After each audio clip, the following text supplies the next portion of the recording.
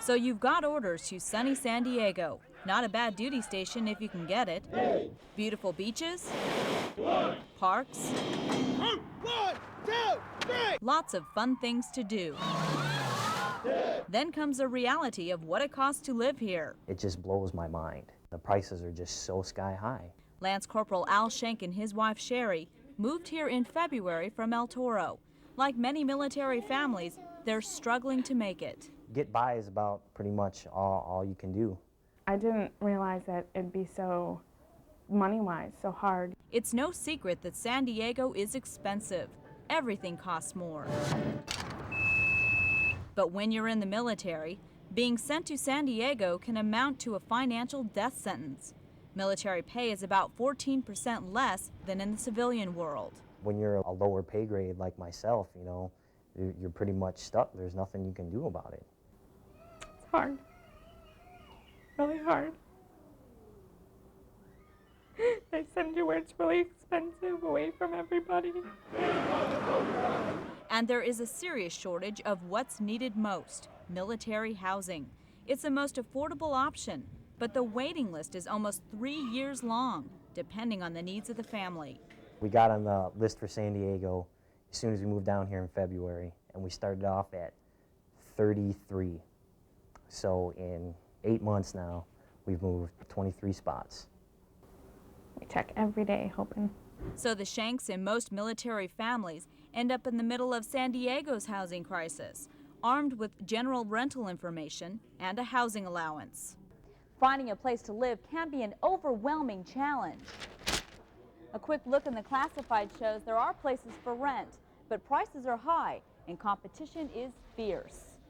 The Shanks get $625 a month in housing allowance. They pay $900 for this 2-bedroom apartment in Oceanside. We came down here and we tried to find something that was in our budget closer to the base, and it just was not happening.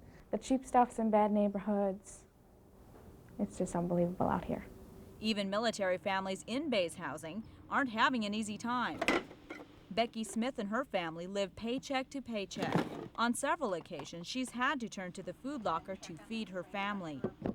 The program offers free groceries upon referral. It's kind of hard to come up here and ask for help, but when you really need it, you have no choice. I came up here for my kids. I'm glad I did.